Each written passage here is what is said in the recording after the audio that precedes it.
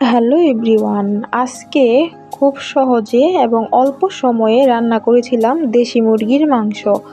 অবশ্যই একটু ছিল পাতলা পাতলা ঝোল এবং প্রেশার কুকারের রান্না। তো এই রান্নাটাই আমি শেয়ার করব। এখানে দুইটা দেশি মুরগি ছিল, মুরগিগুলা ভালো মতো কেটে ধুয়ে পরিষ্কার করে নিয়েছি। এখন আমি প্রেশার কুকারে দিয়ে দিলাম পরিমাণ মতো সয়াবিন তেল।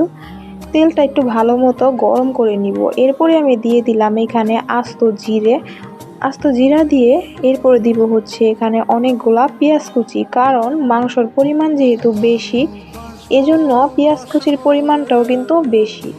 পেঁয়াজ কুচিটা দিয়ে ভালো মতো একটু নেড়ে চেড়ে একটু হালকা একটু সফট হওয়ার জন্য অপেক্ষা করব। এখনই আমি দিয়ে দিব স্বাদ মতো লবণ, যেন পেঁয়াজটা খুব তাড়াতাড়ি সফট এবং ভাজা হয়ে যায়। পরিমাণ মতো লবণ দিয়ে আবার একটু নেড়ে চেড়ে দিব। এরপর আমি দিয়ে দিব এখানে বাটা মশলা, যেখানে ছিল প্রথমেই কাঁচামরিচ, আদা এবং রসুন বাটা একসাথে।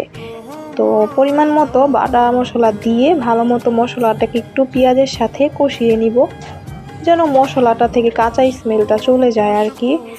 তো মশলাটা একটু নেড়ে চেড়ে দিই। এরপরে আমি দিয়ে দিব এখানে গুঁড়ো মশলা।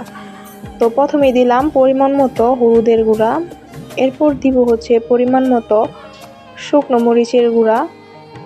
মরিচের গুঁড়া দেওয়ার পর একটু নেড়ে চেড়ে দিব, যেন মশলাটা নিচ থেকে আবার পুড়ে না যায়। একে একে এরপর আমি আবার ধনিয়া গুঁড়াও দিব। যেমন এখন আমি দিয়ে দিব ধুয়ে রাখা সেই মাংসগুলা।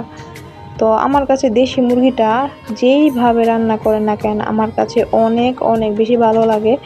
ওয়ান অফ দ্য বেস্ট যদি কোনো মাংস থাকে, খাসি, হাঁস, মুরগির মধ্যে আমার সবচেয়ে পছন্দ দেশি মুরগির মাংস। কার কী মাংস পছন্দ কমেন্ট করে জানাবেন, তো সবার কমেন্টে রিপ্লাই দেওয়ার চেষ্টা করব। তো এখন দেখলাম যে মাংসটা ভালো মতো মশলার সাথে মিশানো হয়ে গিয়েছে। ডেকে ডেকে আমি কিছুক্ষণ সময়ের জন্য কষিয়ে নিব। তো দেখেন কালারটা কিন্তু অলরেডি চেঞ্জ হতে শুরু করছে এবং নিচ থেকেও তেল তেল ভাসাটা শুরু হয়ে গিয়েছে। ভালো মতো কষানো হয়ে গেলে এরপর আমি আবার একটু ডেকে দিলাম। তো আবার কিছুক্ষণ পর ঢাকনাটা খুলে এখন দিয়ে দিব কালো গোলমরিচের গুঁড়া এবং ধনিয়া গুঁড়া এবং একটু হালকা টমেটো সস দিয়েছিলাম। দিয়ে এখন ভালো করে নেড়ে চেড়ে কিছুক্ষণ সময় কষিয়ে নিব। অলরেডি কিন্তু মাংসটা কষানো হয়ে গিয়েছে, দেখতেই তো পারছেন কালারটা কি জোস আসছে। এবার আমি দিয়ে দিব ঝোলের জন্য পরিমাণ মতো জল এবং কিছু আলু। তো আলুটা দেওয়ার কারণ আলুটা খেতে ভালো লাগে, চাইলে স্কিপ করতে পারেন, তবে ঝোলের মধ্যে যদি একটু আলু না হয় তাহলে কিন্তু তরকারিটা জমেই না। তো এখানে আমি আলুর চোকলাটা সহই কিন্তু দিয়ে দিলাম কাঁচা, যেহেতু প্রেশার কুকারে রান্না করব ওই জন্য সিটি দেওয়ার সময় কিন্তু পুরোপুরি সিদ্ধ হয়ে যাবে।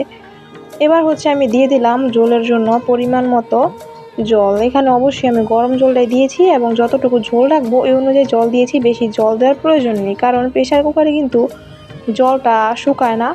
যাই হোক, এখন ঝোলের জন্য পরিমাণ মতো জল দেওয়ার পর একটু হালকা ফুটে এলে দিয়ে দিব ভাজা জিরার গুঁড়া এবং ভাজা গরম মশলা গুঁড়া, যেটা আমার স্পেশাল ছিল গরম মশলাটা। এখানে দারচিনি, এলাচ, লবঙ্গ, জয়ফল, জায়ত্রী সব কিছু একটু একটু করে মিক্স করা ছিল, সুন্দর একটা স্পেশাল মশলা।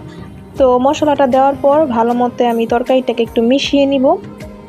মিশানো হয়ে গেলে এরপরই আমি প্রেশার কুকারের ঢাকনাটা লাগিয়ে দিব। প্রেশার কুকারের ঢাকনাটা লাগিয়ে আমি গুনে গুনে 4টার মতো সিটি দিব, সর্বোচ্চ 5টা সিটি দিব, এর বেশি কিন্তু সিটি দেওয়ার প্রয়োজন নেই। 4-5টার মতো সিটি দেওয়ার পর এরপর আমি আধা থেকে 1 ঘন্টার মতো প্রেশার কুকারের ঢাকনাটা লাগিয়ে রেখেছিলাম। 1 ঘন্টা পর ঢাকনাটা খুলে দেখলাম কি সুন্দর একটা স্মেল বের হয়েছিল, আর তরকারিটা এত সুন্দর কালার এসেছিল, আর খেতে তো জবরদস্ত হয়েছিল।